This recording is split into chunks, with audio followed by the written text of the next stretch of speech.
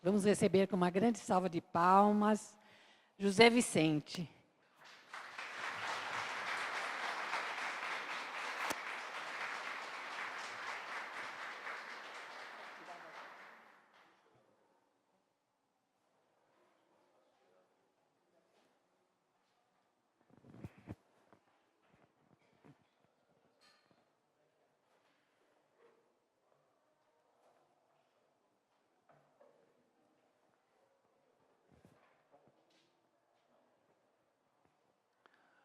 Bem, boa tarde a todos. Primeiramente, eu quero, com muita alegria, agradecer o convite que eu recebi aqui da casa, agradecer ao Rodolfo, a Beth, pela essa acolhida tão carinhosa. E ter a certeza que quando a gente sair daqui, a gente vai levar toda essa energia, essa vibração de amor que a gente está, né, depois da apresentação do Grupo Caminhos, né? A gente percebe, quando a gente está ouvindo, né, aquela vibração assim que vai chegando na gente. E quando ela fala, vocês que são de 70, como diz o Emmanuel, o que são 70 anos perto da eternidade, né? Então temos muita coisa pela frente ainda. Mas o convite, né, quando me foi feito, para que a gente conversasse um pouquinho hoje sobre o reino de Deus. Nós construímos o reino de Deus. E aí eu vou pegar alguns livros da nossa doutrina, onde a gente vai embasar essa nossa conversa de hoje. E eu quero começar pelo livro O Reino, de Herculano Pires. É um livro lindíssimo, que fala exatamente da passagem de Jesus, e como ele veio mostrar para a gente como é esse reino de Deus. E lá logo no começo, o Herculano Pires, ele usava o pseudônimo de Irmão Saulo, quando as obras eram inspiradas, né? E logo lá no começo, no primeiro capítulo, diz assim: era uma vez um jovem carpinteiro que fundou um reino, o mais belo, o mais justo, o mais fascinante de todos os reinos. Mas muita gente não acreditava nisso naquela época. E aí, nosso querido Humberto de Campos nos relata no livro Boa Nova, o encontro de Jesus com o sacerdote Hanan. Jesus estava próximo ao templo com os seus discípulos, e esse sacerdote viu aquele homem com as feições de alguém que veio da Galileia, e vai até ele e diz assim: Galileu, o que fazes na cidade? Porque ele percebeu Jesus acompanhado com mais uns homens, né, e certamente já tinha ouvido também falar, né, de tudo que Jesus estava na caminhada, pregando, ensinando para as pessoas. E aí Jesus, muito humildemente, diz a ele: eu passo por Jerusalém buscando a fundação do reino de Deus. E isso choca aquele sacerdote, um homem que se considerava o conhecedor de tudo, dono do poder, né, de todos os conhecimentos teológicos. E ele olha para Jesus e diz: reino de Deus? E o que pensa ser isto? Jesus diz: esse reino é a obra divina no coração do homem. E o sacerdote, não satisfeito, e aí se sentindo já meio que desafiado na sua autoridade, mas obra divina em tuas mãos? Porque desde aquela época, o preconceito era uma coisa muito forte. Hoje em dia, no nosso mundo, já não tem mais tanto, né? A gente já está elevado mais espiritualmente, o preconceito não existe. Mas o preconceito com os nazarenos era muito forte. Então o sacerdote diz: obra divina em tuas mãos, como diz, como é que um nazareno vem dizer que tem uma obra divina em suas mãos? Com quem contas para levar adiante essa difícil tarefa? Quais são os teus seguidores e companheiros? Acaso terás conquistado o apoio de algum príncipe desconhecido para auxiliar-te na execução desses teus planos? E Jesus diz, meus companheiros hão de chegar de todos os lugares. Aí o sacerdote disse a ele, sim, com certeza, os ignorantes e os tolos estão em toda parte, em toda a terra. Certamente que representará o material da sua edificação, dessa sua obra divina. Entretanto, propõe-te realizar uma obra divina, e já viste alguma estátua perfeita, moldada em fragmentos de lama? Olha só, né, o ego, a vaidade, a prepotência daquela pessoa, não aceitando a colocação que Jesus estava fazendo. E Jesus humildemente diz, sacerdote, nenhum mármore existe mais puro e mais formoso do que o do sentimento, e nenhum cinzel é superior ao da boa vontade. E são os sentimentos e a boa vontade que vão trazer essas pessoas para a construção da obra divina ao qual estou me propondo. Então vejam, na época, quando Jesus disse que estava aqui para fazer uma obra divina, ninguém acreditou nele. Afinal, um carpinteiro pode fundar um reino? Mas será que hoje existem pessoas que acreditam nesse reino? Na real existência do reino de Deus? Um carpinteiro construindo um reino parece quase um conto de fadas, uma fábula para algumas pessoas, né? Afinal de contas, quem é que pode fundar um reino? E aí nós vamos pensar aqui quais são os reinos que nós, 2017, conhecemos. Tem lá o reino da Inglaterra, né, que é muito falado, sempre está na televisão. Na Espanha também tem um reino. Portugal já teve um reino também, né? Aliás, nós somos oriundos daí, né? Mas, então os homens podem fundar um reino? E se nós formos buscar nas nossas histórias infantis, nas fábulas, tem diversos reinos, né? Aí a gente pode, não indo até o ano, na década de 70, né? Mas a gente pode pegar aí alguns reinos, né? Das histórias infantis, tem lá o reino da Cinderela, né? O mais novo, o mais recente, que talvez a menina ali conheça, que é o reino do Shrek, né? Frozen, olha, mais novo ainda, olha só, quantos reinos nós já ouvimos falar. Mas e aquele do carpinteiro? Aliás, desses reinos todos que eu falei aqui, do reino da Espanha, de Portugal, da Frozen, do Shrek, quem lembra quem era o rei? Como é que era o nome do rei? O que aconteceu com o reino? Mas e o reino do carpinteiro? 2017 anos depois, ele está presente nas nossas vidas. E eu sei de quem é o reino. E eu sei quem veio me ensinar a construir esse reino. Um reino que não tem os castelos, não tem os alicerces, não tem os minaretes dos grandes reinos do Oriente, mas é um reino que tem na sua fundação, no seu alicerce, Deus, amor e justiça. Bom, mas quando eu falo em reino de Deus, eu preciso saber quem é Deus.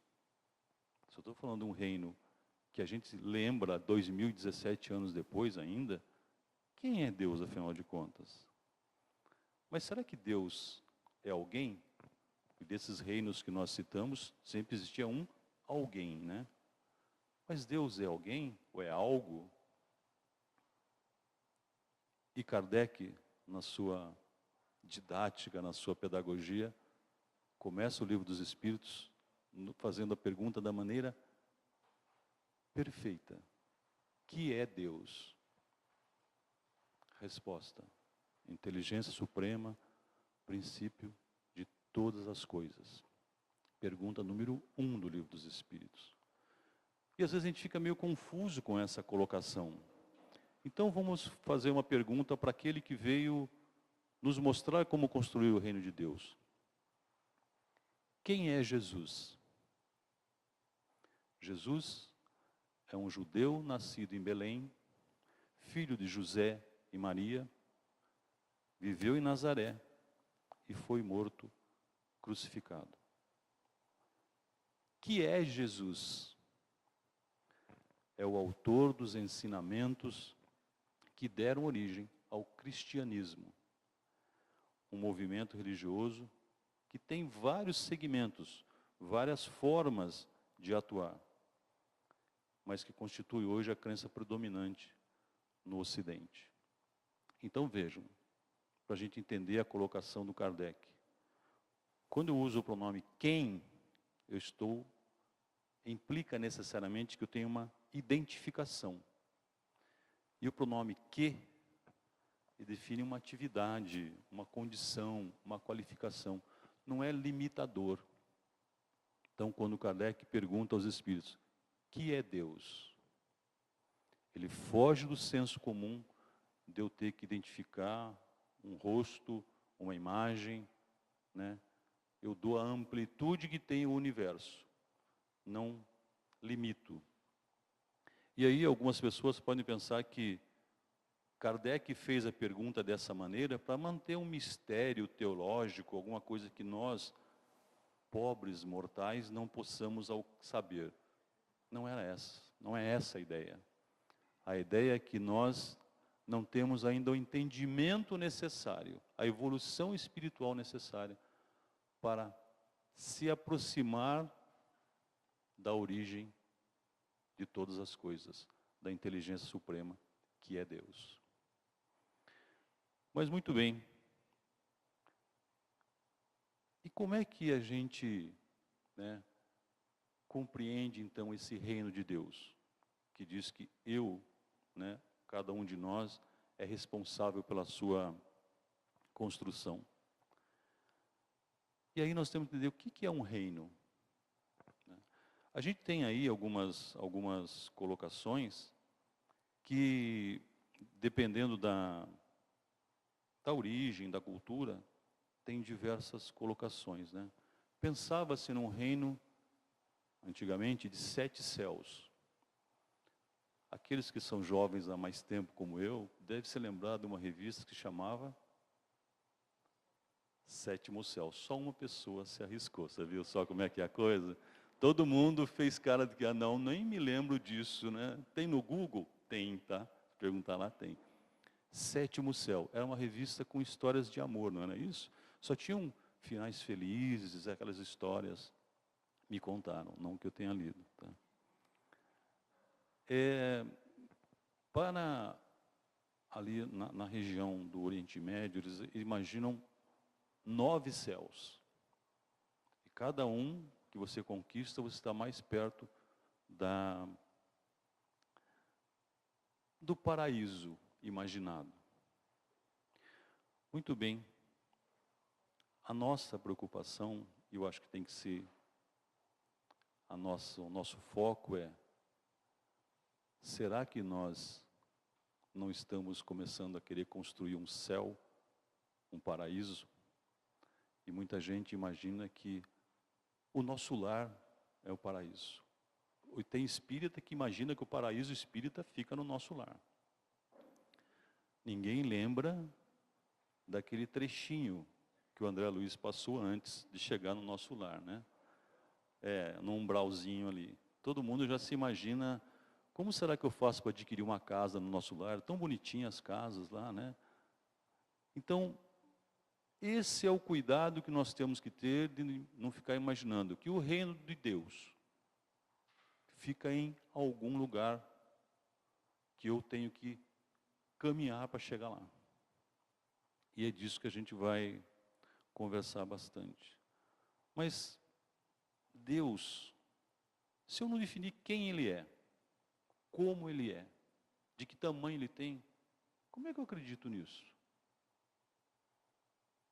Se eu não posso tocar, e nós somos ainda muito ligados à materialidade, às coisas, né? Como é que eu acredito para construir esse reino, para participar dessa construção? E nós temos que nos lembrar aqui de algumas passagens de Jesus, para que a gente não faça como fez Tomé, né? No encontro com Jesus, depois da crucificação. Tomé pediu para ver o furo dos cravos nas mãos, para acreditar que aquela pessoa, aquele ser que estava perto dele, era o mestre com o qual ele conviveu durante alguns anos. Essa passagem a gente encontra lá em João, né? Que ele diz que ele pede que é enfiar o dedo no buraco do cravo. Né? Mas então, se eu não toco, e Kardec não definiu quem é Deus, mas que é Deus, e eu acho que eu tenho que ter algo para tocar, eu estou sendo como Tomé. Assim como que eu não posso ver, mas como é que eu vejo Deus? Onde é que eu vejo Deus? E aí a gente também pode se pegar nessa figura do Tomé, né, que Jesus diz, Tomé, por que creste, creste porque me vistes, mas bem-aventurados são aqueles que creem sem precisar dessa passagem. Puxa vida, mas é tão difícil, né? Eu vou construir o reino de Deus e eu não tenho nada de referência de Deus. Certa vez um professor colocou na mesa, lá da turma que ele estava dando aula, 2 copos com água. E perguntou aos alunos, vocês veem alguma diferença entre esses 2 copos? Não, ninguém viu nenhuma diferença. Todos disseram, tem 2 copos com água. Aí ele pediu então que eles viessem e experimentassem de um e do outro. E num dos copos tinha açúcar misturado. Depois de experimentado, aí ele perguntou novamente, os 2 são iguais? Ah, não. Um é mais saboroso, é mais doce. Essa imagem simples pode nos levar a pensar o seguinte, eu só vou sentir Deus, só vou sentir a presença dEle na minha vida quando eu for até Ele. Se eu não me integrar nessa essência dessa fonte de amor, eu acho que Deus não existe. Quando as dificuldades aparecem, eu acho que Deus não existe. Como é que a gente faz então, né?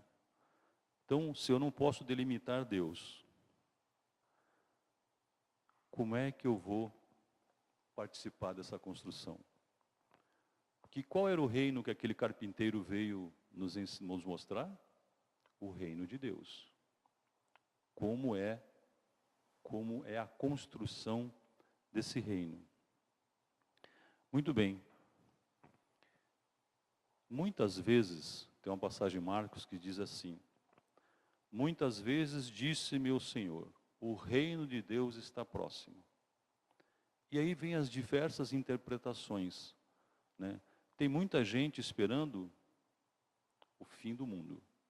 Que o reino de Deus será quando acontecer o fim do mundo, não é isso? Nesta encarnação, eu já passei por pelo menos 3 fins de mundo, acho que vocês também, né? Ia acabar em 2000, 2012, o mundo ia acabar.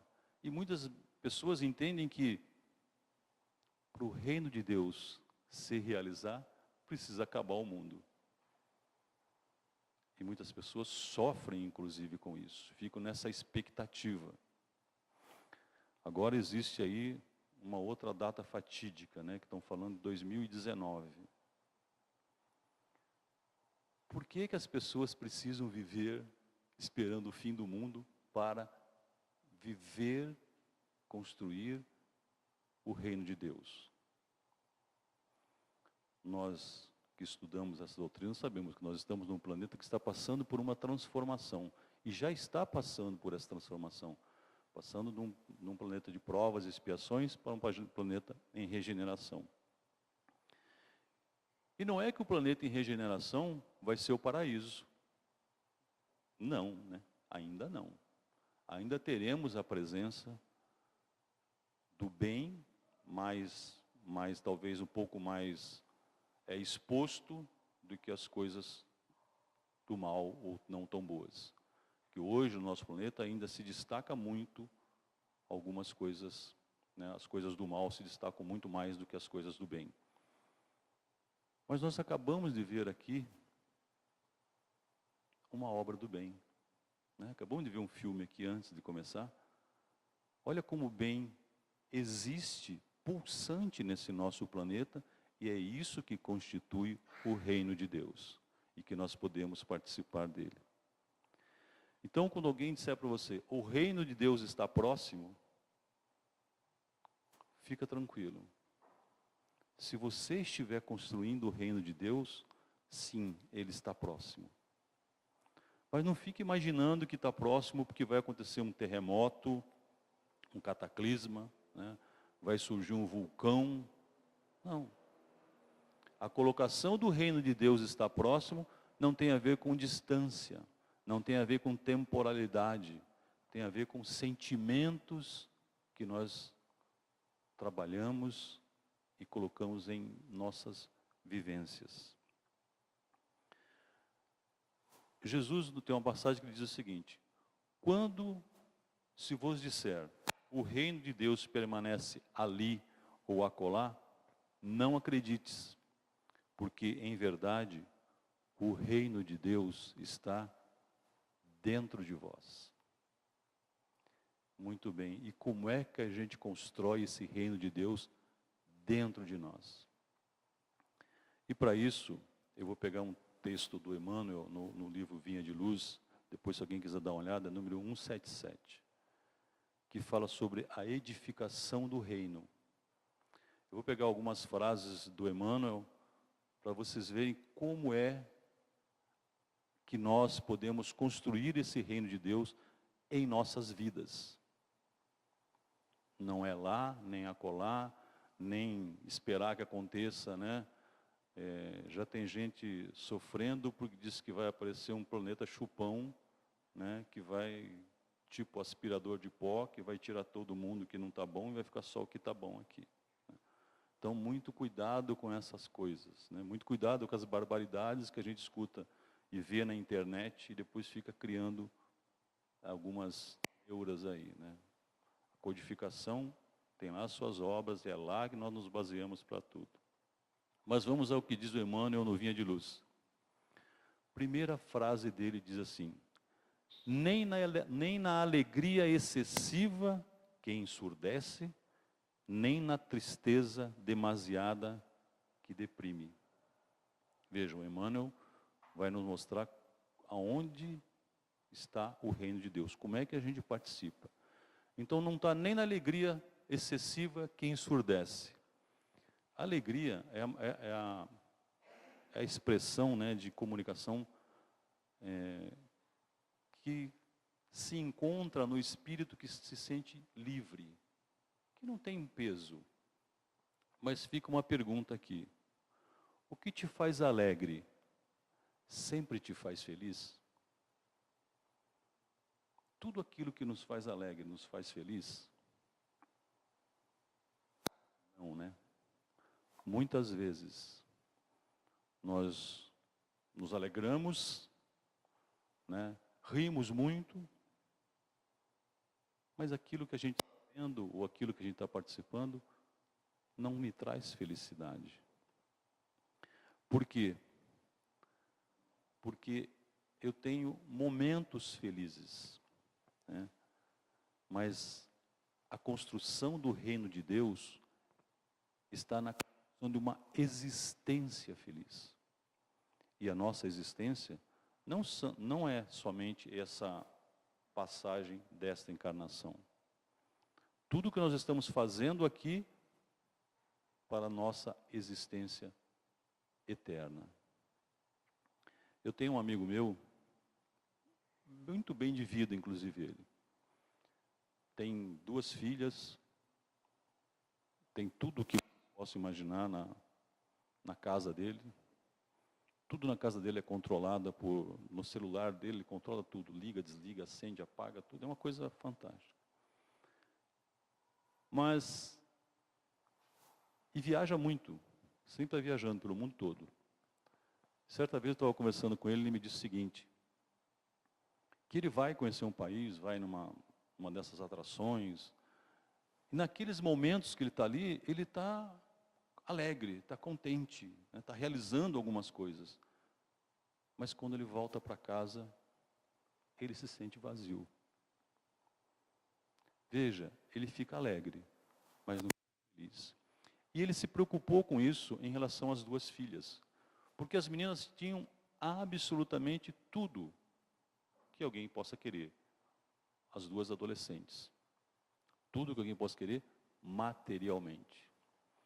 E ele se preocupou com isso. E nesses sentimentos, e a gente sabe quando a gente está meio fragilizado, nessas voltas que ele tinha, que ele ficava mais triste, a gente sabe o trabalho que o plano espiritual faz com a gente. Olha, é para você repensar, repensa. Há cerca de 4 anos atrás, ele pegou as 2 filhas e falou para elas, nós vamos passar as nossas férias na Índia. A filha falou, nossa, que maravilha, conheceu o Taj Mahal, nossa, coisa linda. Levou. Só que ele levou as 2 para trabalhar nas obras de caridade da Madre Teresa de Calcutá. E a obra de caridade da Madre Teresa não fica num hotel 5 estrelas. Eles foram trabalhar, e quem se voluntaria e vai trabalhar lá, tem que ficar morando na obra. Tem que ficar lá. Porque a obra onde eles foram, as crianças, que são as crianças que nascem lá com qualquer problema de saúde, físico, elas são largadas na rua. Então essas obras, eles recolhem as crianças e trazem para esses abrigos. E foi para lá que ele foi com as filhas, comendo as mesmas coisas que todos comiam, ajudando a dar banho nas crianças, com as mais diversas dificuldades, e ficaram lá 30 dias. E ele me contou depois que quando chegou lá, que eles chegaram no aeroporto, e ele só contou para as filhas quando chegaram no aeroporto lá, onde eles iam. Imagine uma adolescente qual é a reação que tem, No mínimo ele vai assim, não, eu não mereço esse pai que eu tenho, pai? Pô, mas por que a gente vem aqui? Mas a última vez que a gente conversou, depois que eles vieram, uma das filhas estava lá. E ela contava, com lágrimas nos olhos, como foi difícil se separar das crianças, depois de 30 dias. E ela, como adolescente, ela contava que, passado alguns dias do choque inicial, ela dormia junto com as crianças. Porque ela percebia o quanto aquele carinho, aquele amor, fazia bem para aqueles serizinhos. Mas o que ela veio perceber depois de 30 dias, é o quanto ela estava sendo beneficiada. E ela conta que conheceu um monte de lugares, um monte de atrações, Disney, essas coisas todas, mas ela nunca voltou tão feliz quando dessa vez que ela veio de lá. Então, quando o Emmanuel nos recomenda aqui que a construção do reino de Deus não está na alegria excessiva que ensurdece, é sobre isso que ele está falando. E não é que ele está dizendo que a gente não pode ser alegre. Não, a gente deve ser alegre. Até para tirar essa imagem que tem algumas pessoas que acham que espírita é triste. Que espírita, não, vocês gostam de sofrer. Não, a gente gosta de compreender quando a gente está sofrendo, porque, né, a gente quer ser feliz. Então, olha só. Mas Emmanuel nos diz também que também não está na tristeza que deprime. O Chico nos diz que nós estamos no mundo de provas e expiações, e aqui neste mundo, a dor é inevitável. O sofrimento é opcional. Isso quer dizer o seguinte: todos nós vamos passar por momentos de dor. A perda de um ente querido, uma doença mais séria na família, mas o sofrimento eu vou levar por quanto tempo? Se eu buscar nesse Deus, nas mensagens de Jesus, a compreensão, o apoio do porquê que eu estou passando por aquilo, meu sofrimento vai ser talvez mais curto. Se eu me entregar à revolta, me entregar a pensamentos inferiores, isso vai fazer com que o meu sofrimento se torne ainda maior. Porque o Chico não diz que a dor vai passar. Ele diz que eu posso aliviar o sofrimento, né? E nessa doutrina, a gente fala muito de consolação, né? De encontrar a compreensão para trazer o consolo aos nossos espíritos. Então, olha só, felicidade, então, é um estado de espírito. E aqui, quando o Emmanuel fala isso, que não podemos também ter a tristeza que deprime, a gente tem que ficar muito alerta aos sinais que a tristeza profunda e intensa traz na depressão. E depressão, gente, não é como algumas pessoas acham, isso aí é onda. Não. Depressão é uma doença, né?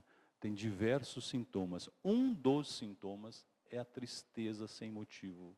Aquela tristeza que vai puxando. E às vezes por conta de uma ocorrência de dor, de uma perda, a gente entra nessa tristeza e vai até a depressão. Então o que o Emmanuel nos pede é que a gente busque no momento de dor a compreensão para que a tristeza não nos envolva de tal maneira. Essa é a primeira recomendação do Emmanuel. Depois ele diz o seguinte, né, que eu não posso ter nem a cegueira afetiva que jamais corrige, nem o rigor que resseca. Nós estamos falando da construção do reino de Deus, que Jesus diz que está dentro de nós. O que é essa cegueira afetiva? Nós, né, olhamos assim para todos os lados e a gente convive, né, com muita gente, e às vezes os pais querem que os filhos cursem a melhor escola, saindo da escola façam um curso de inglês, saindo do inglês vão para a natação, depois vão para uma aula de música e depois, sei lá, se bobear, tem um curso de culinária no final do dia. E não tem nada de errado em que os pais queiram o melhor para seus filhos, que busquem o conhecimento, que busquem o aprendizado. Mas, será que o futuro melhor para eles está só nisso, fora da tua casa, nessas situações? E aí, a cegueira afetiva eu coloco um monte de coisas em cima das pessoas que convivem comigo, materialmente falando, e não me faço presente na vida dessas pessoas. E tem um escritor libanês, o Khalil Gibran, né, que ele tem um poema que é muito bonito, mas o texto inicial dele diz assim: vossos filhos não são vossos filhos, né, mas são filhos e filhas da ânsia pela vida. Eles não vêm de ti, mas através de ti. E a gente vai encontrar, e a gente encontra no Livro dos Espíritos, essa passagem, que o que nos será cobrado, né, no plano espiritual? O que fizestes com os espíritos que eu coloquei sobre a sua responsabilidade? Então, essa cegueira afetiva é a cegueira que não corrige, que não dá caminhos, que não orienta, que acha que tudo se resolve na lanchonete do shopping. E eu estou falando em relação aos filhos, mas também em relação àquelas pessoas que convivem conosco, os nossos pais, os nossos avós. Eu acho que eu preciso estar presente na vida do meu pai e da minha mãe, no dia do pai, no dia das mães, no Natal, dando presentes. As pessoas nos querem presentes. Eles querem nos sentir, que a gente manifeste efetivamente o sentimento pelo outro. Então a gente tem que tomar cuidado com esse cegueira afetiva, porque a cegueira afetiva não nos deixa enxergar a real necessidade do espírito que está convivendo conosco. E a gente acha que dando coisas, eu estou resolvendo tudo. E a gente sabe que não é assim. Porque depois, quando eu não tiver para dar alguma coisa, como é que faz? Eu serei cobrado por isso. Eu sempre digo que os pais hoje deveriam se preocupar muito menos em deixar heranças e muito mais em deixar legado e valores para os filhos. Isso é que faz espíritos que vão transformar esse mundo. E nessa mesma frase, o irmão diz, nem no rigor que resseca. O extremo disso é, eu estabeleço regras rígidas, comportamentos tão automáticos, né, que não permito que as pessoas deixem fluir os sentimentos. Eu não me aproximo. Eu tenho 2 filhos, né, meus meninos, né? Um tem 30 e um tem 27. E desde sempre, nós 4 em casa, a gente sempre teve o hábito de se beijar. Quando vai se despedir, quando chega. E meu filho estudava no interior. E eu levei algumas vezes ele até a rodoviária para pegar o ônibus. E meu filho já é mais avantajado, já é um homem quase 2 metros, né, forte. E eu beijava quando ele ia partir. As pessoas olhavam com uma cara do tipo, olha só esse cara de cabelo branco.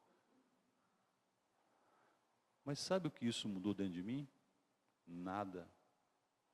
Porque o mais importante para mim era demonstrar o meu amor pelo meu filho.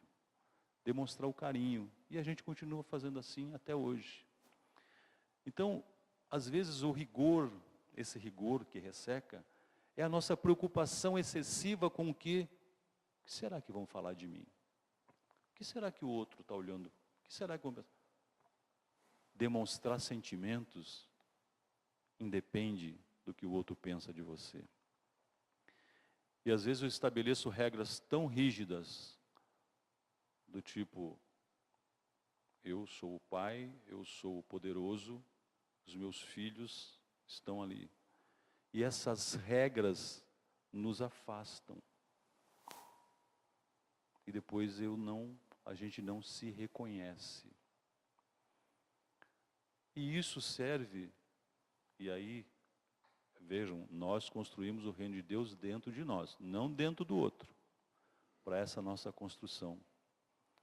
Eu falo em relação sempre aos nossos pais, aos nossos avós, porque a gente às vezes esquece que tem outra ponta da ponte, né, da vida. E a gente esquece que algum dia essas pessoas nos conduziram, nos deram a mão, ouviram. E aí, como a gente tinha a imagem da nossa mãe como a rainha do lar, a imagem do nosso pai como o poderoso e que ele fazia tudo. Aí chega um momento da nossa vida que essa mulher começa a implicar com algumas coisas que não implicava antes, né? Começa a ficar mais ranheta com algumas coisas. Esse homem, aquele homem que era a minha referência, ele começa às vezes a ficar quietinho num canto, ou pergunta a mesma coisa várias vezes, ou repete a mesma história várias vezes. Mas o que meu pai e minha mãe fizeram para estar assim? Fizeram alguns anos a mais, só isso. E ninguém nos preparou para esse momento. E se eu não criei vínculos afetivos, eu fico distante. Eu esqueço que muitas vezes esse pai e essa mãe nos ouviu repetir e repetiu histórias para nós diversas vezes. E agora eu não tenho paciência para isso. Então, quando o Emmanuel nos alerta para que eu tenha que, não posso ter o rigor que resseca, é para que eu crie vínculos, que eu crie essas ligações afetivas, porque elas vão se estender por essa encarnação e por todo depois também. Porque senão, amanhã, pode ser que ele ou ela tenham partido para o plano espiritual e eu tenha ficado com aquela vontade, aquele sentimento de que, puxa vida, eu queria ter dado um abraço. Puxa vida, eu queria ter ouvido ele mais uma vez. Queria ter feito um carinho naquele cabelo branco. Faça agora. Nosso querido amigo André Luiz nos diz que quando ele estava trabalhando lá no nosso lar, quando as pessoas recuperavam um mínimo de consciência de estarem desencarnados, o que mais doía era a consciência de ter desperdiçado mais uma encarnação e não praticar o amor. Não podemos deixar que esse rigor de conceitos ou preconceitos que a gente traz não nos deixe, nos afaste. Qual a última vez que você abraçou a pessoa que vive com você lá na sua família, na sua casa? Mas abraço não é aquela coisa de ano novo que às vezes surge em família. Eu sei que aqui ninguém acontece isso, né? Briga o ano inteiro no ano novo, ai, feliz ano novo, né? Aquela encostadinha assim e sai. Abraço, como diz uma escritora,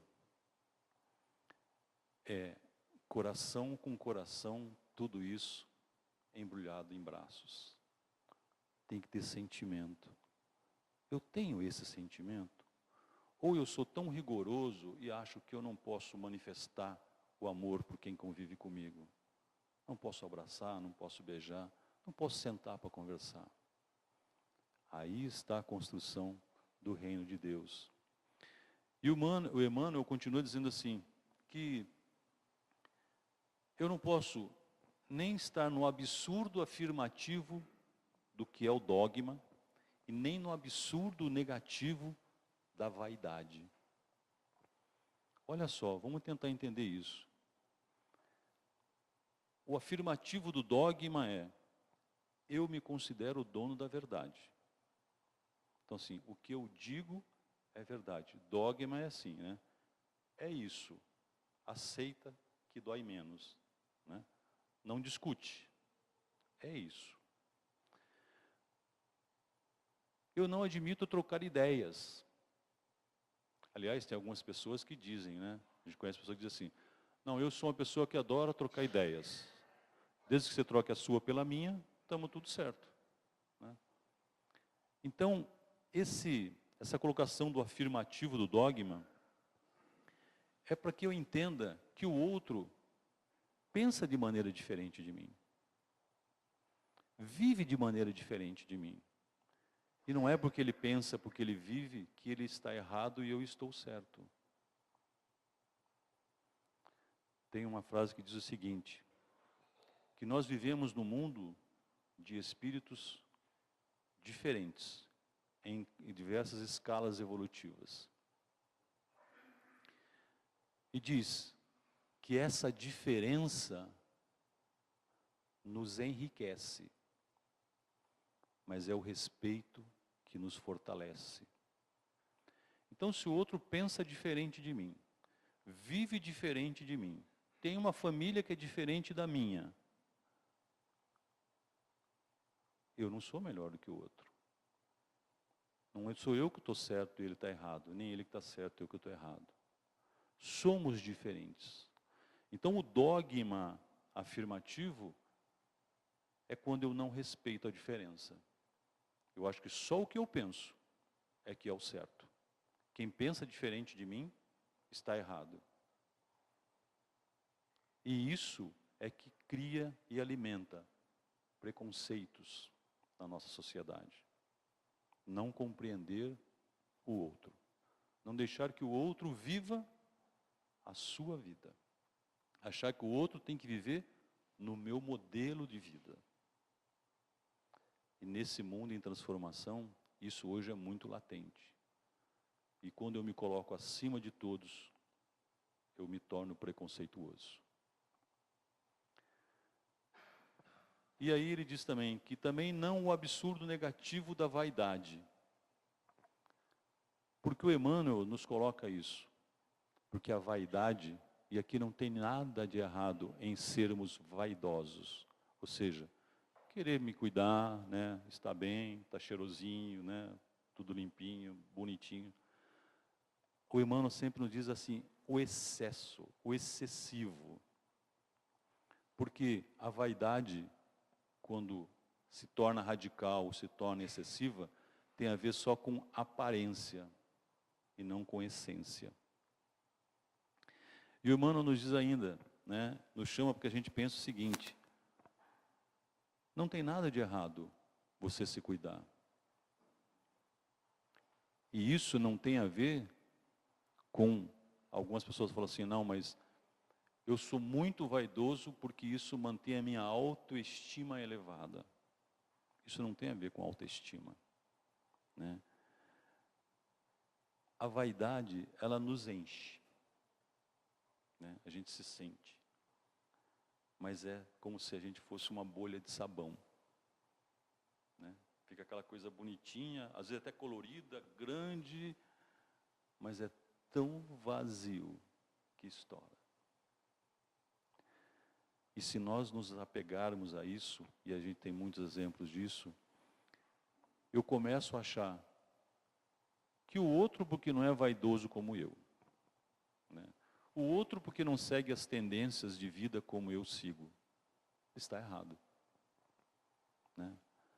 A moda agora, se surgir na televisão, chocolate faz bem. Se você comer 20 barras de chocolate por dia, você vai ficar bem. Gente, é brincadeira isso, tá? Vamos falar aqui, olha, lá na casa espírita me falaram, eu comecei a comer chocolate. Mas muita gente vai começar a comer chocolate, não vai? Quantas modas surgem na televisão, né, por aí, nos Facebooks da vida, e as pessoas entram. Aí passou 2 dias, a pessoa fala assim, chocolate faz mal. Aí você para de comer chocolate. Bonito mesmo é ter um corpinho, né, magrinho. Aí todo mundo começa a entrar numas dietas, né, as milagrosas, né, malucas da vida. Porque isso está no ser aparente e não no ser vivente, na essência do ser. Então isso não contribui para que eu construa esse reino de Deus.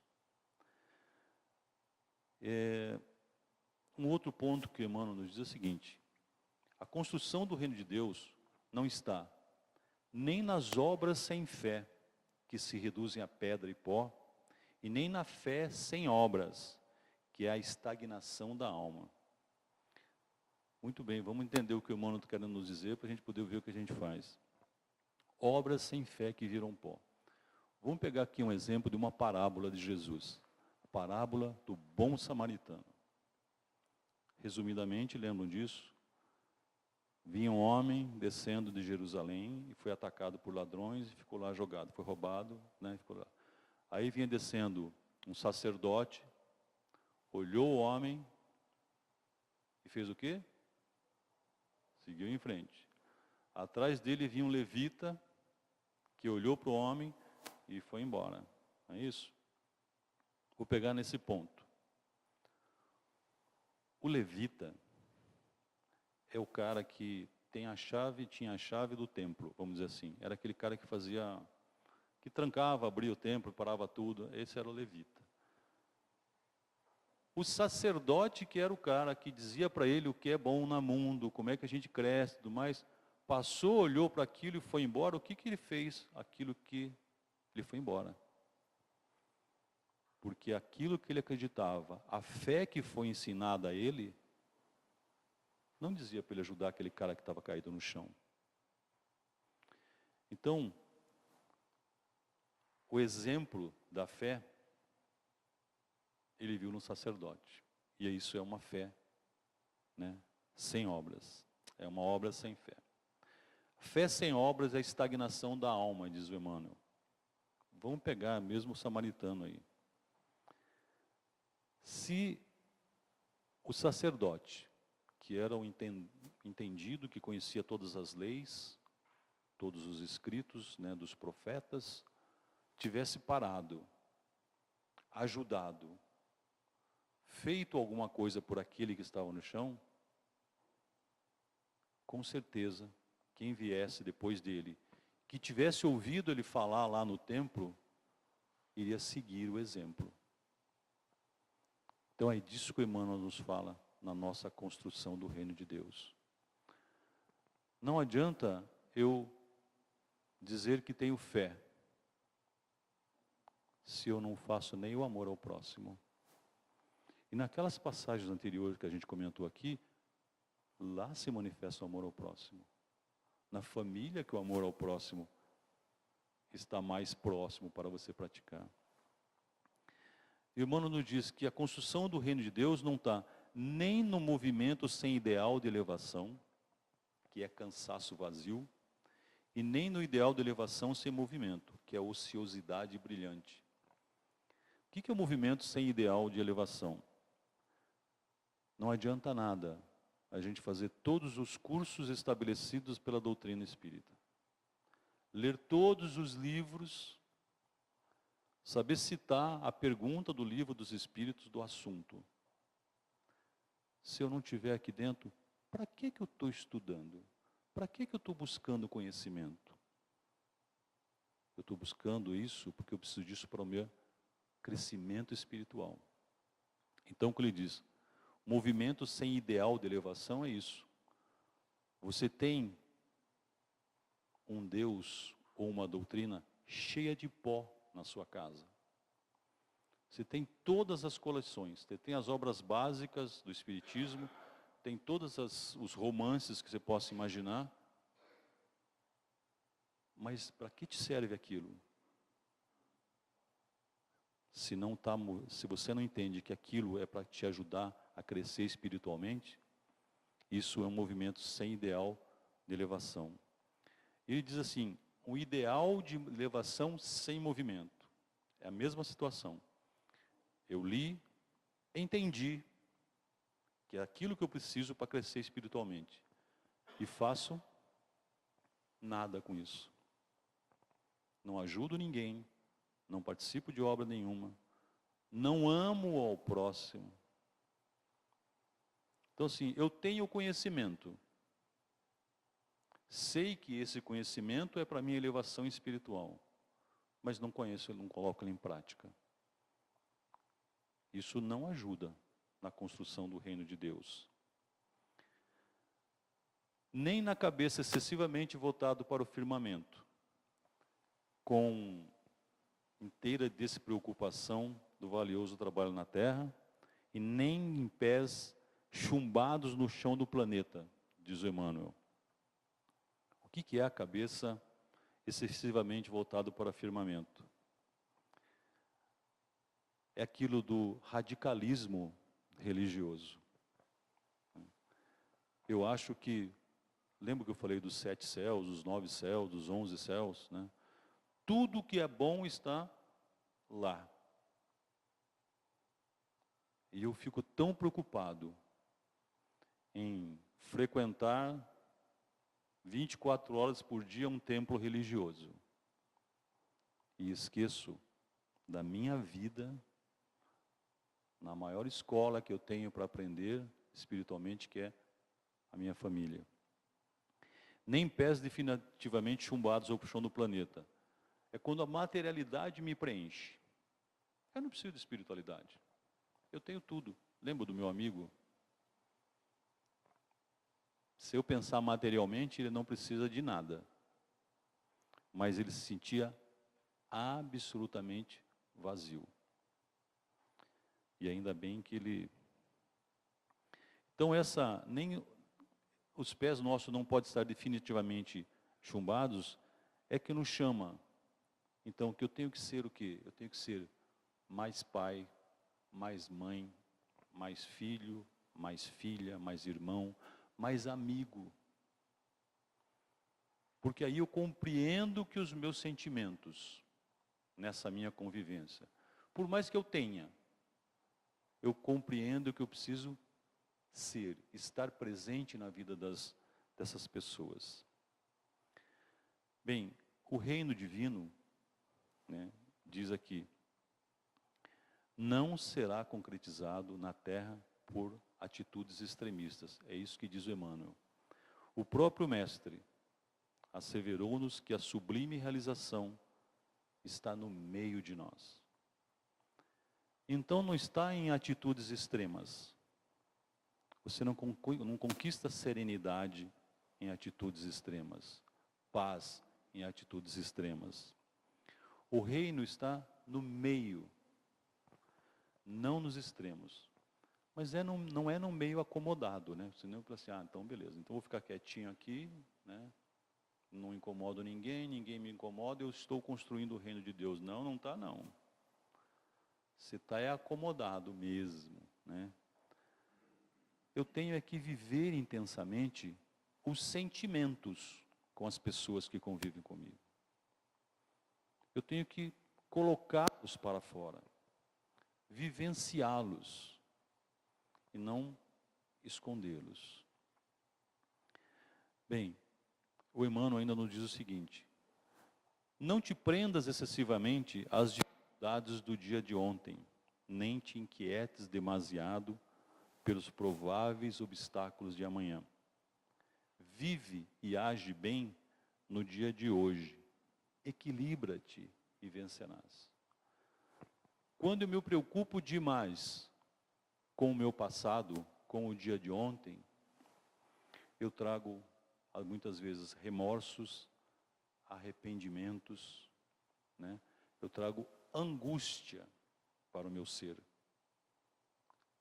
Algum de nós pode resolver qualquer coisa que aconteceu na nossa vida um ano atrás? Aquele acontecimento você não muda mais, já aconteceu. Não vamos nem um ano atrás, né? Ontem. E ele pede também que a gente não se preocupe com os prováveis obstáculos do amanhã. Porque vamos ter dificuldades sim na jornada ainda. Porque quando eu me preocupo demasiadamente com o amanhã, eu fico ansioso. Isso me traz ansiedade. E nem a angústia, nem a ansiedade me permite estar equilibrado. E o reino de Deus está no equilíbrio. Essa construção que nós temos que fazer está em equilíbrio. Lucas, capítulo 17, diz o seguinte: o reino de Deus não vem com a aparência exterior, nem dirão, ei-lo aqui ou ei-lo lá, porque eis que o reino de Deus está dentro de vós. Muito bem, se o reino de Deus é essa construção interna, e na casa espírita a gente fala muito, né, da reforma íntima, não é isso que a gente fala muito? Por que a gente fala da reforma íntima? Porque eu tenho que mexer com o que eu tenho aqui, para construir esse reino de Deus. Mexer com os meus sentimentos, né? E muitas vezes eu não quero, porque isso, quem fez reforma, né? Quem faz reforma em casa sabe a bagunça que faz, né? se mexe com coisas que às vezes você não queria mais ver. Mas a reforma íntima também é assim. Para que eu construa o reino de Deus, eu preciso me reformar intimamente. Eu preciso mexer nesses meus sentimentos. Nesses meus sentimentos que às vezes me mantêm com preconceitos, às vezes meio enrustidos. Porque às vezes, se nós estivermos numa sala com um grande número de pessoas e perguntar, quem daqui é preconceituoso? Você acha que alguém levanta a mão? Não, né? Mas aí senta na frente da televisão e a primeira cena meio diferente para ele, ele já carimba a pessoa, já fala. Ou fala com o outro. Porque esse é uma outra coisa que faz parte da nossa reforma íntima. Existe um estudo que diz que nós falamos por dia, em média, 2.250 palavras. Talvez a gente conheça algumas pessoas que falam 10.000, né? Mas tudo bem. Na média, 2.250, né? Aquelas pessoas falam assim, nossa, essa pessoa fala mais do que a mulher da cobra. Lembra que falam isso, né? No interior fala muito isso. Nessas palavras, Emmanuel nos diz o seguinte, que as palavras são as engrenagens que nos movimentam encarnados nessa criação, nessa elevação espiritual. Como é que será que está a nossa engrenagem? Será que está enferrujada? Para que eu estou usando as minhas palavras? E eu só vou conseguir modificar as minhas palavras, mudando o que eu tenho aqui dentro. Por isso é que a gente diz muito, vigiai e orai. Vigiai os vossos pensamentos, que vem do pensamento, encontra o seu sentimento no coração e você solta a palavra. No nosso mundo hoje, existe um hábito que eu considero horrível, que é o hábito de falar palavrão, não é? Parece que ficou um negócio normal, na televisão se fala palavrão. Né? E aí você pergunta, mas por que falar isso? A pessoa fala assim, não, mas foi falado, mas é com carinho. Mas não dá para você falar uma palavra de carinho, né? Tem que ser um palavrão. O palavrão sempre vem carregado com uma energia, com uma vibração ruim. Então vejam, quando eu começar realmente a sentir que o reino de Deus está dentro de mim, essa vibração, essa energia não sairá mais de mim. Mas para isso eu preciso mexer aqui dentro. Eu preciso me reformar. Como é que está a construção do reino de Deus dentro de cada um de nós? Como será que eu pensava a respeito de alguns assuntos há 5 anos atrás, há 10 anos atrás, há 15 anos atrás? Porque às vezes a gente faz essa pergunta e a pessoa fala assim, puxa vida, não melhorei nada, né? Estou vindo aqui no centro já há 30 anos. Todos nós melhoramos, sim. Às vezes a melhora é isso, mas é uma melhora. Mas é por isso que tem o vigiar e orar.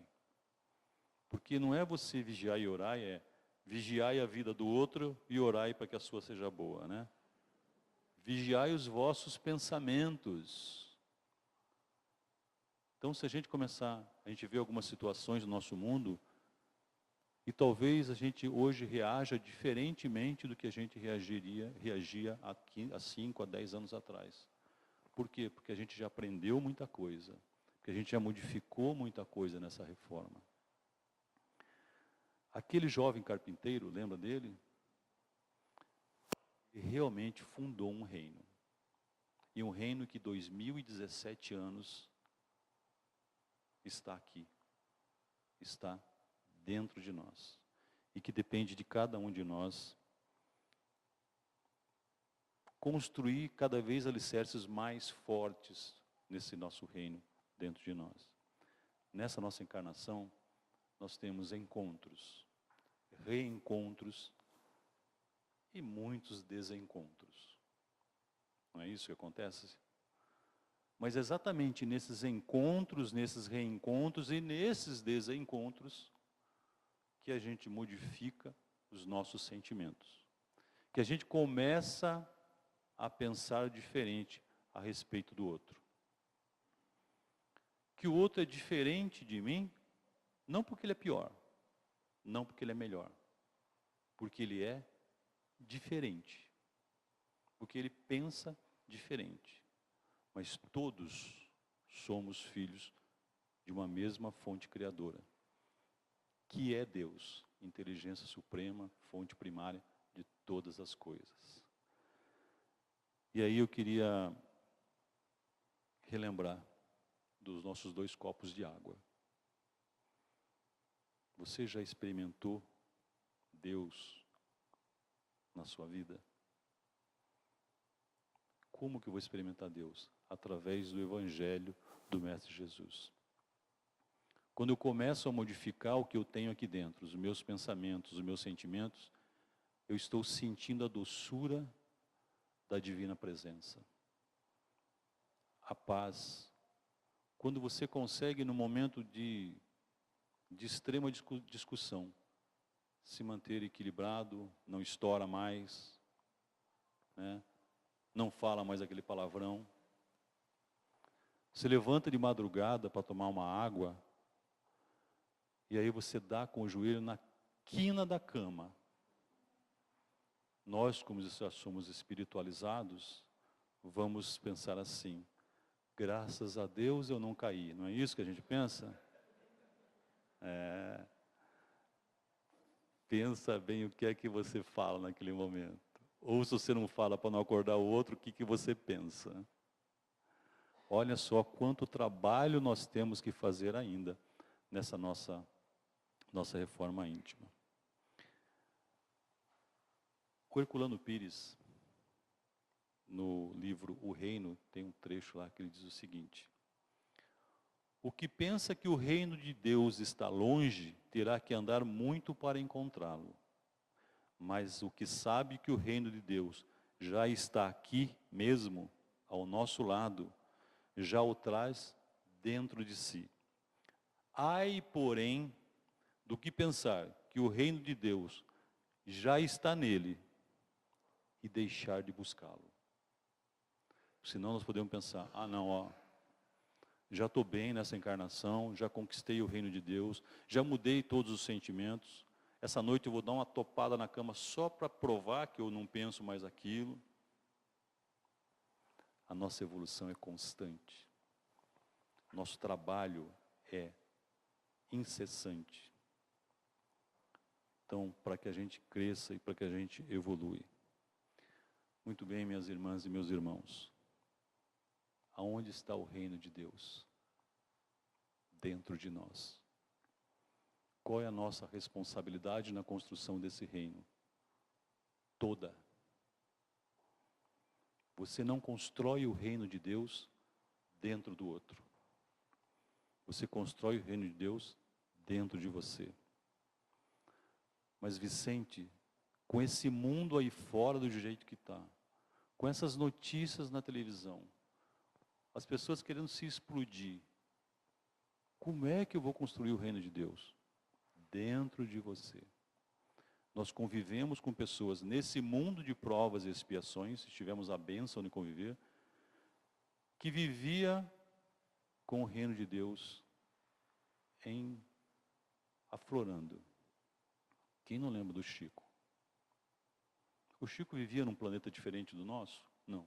No nosso, né? Com todas essas coisas acontecendo. E ele tinha uma serenidade, uma paz, uma tranquilidade que transmitia ao outro. Transmitia àqueles que iam lá desequilibrados, em sofrimento, em dor, porque o reino de Deus, muito provavelmente, dentro dele já estava com alicerces muito mais fortes do que os nossos ainda. Então, minhas irmãs e meus irmãos, eu quero encerrar pedindo a Deus e a Jesus que nos ajude nessa nossa construção, que nos proteja nessa nossa caminhada, que o Mestre seja aquela luz que vai nos iluminar, porque a gente não tropece nas pequenas pedras da jornada, não nas grandes. E eu peço realmente que Jesus nos abençoe, nos acompanhe hoje e sempre nessa nossa jornada. Graças a Deus, graças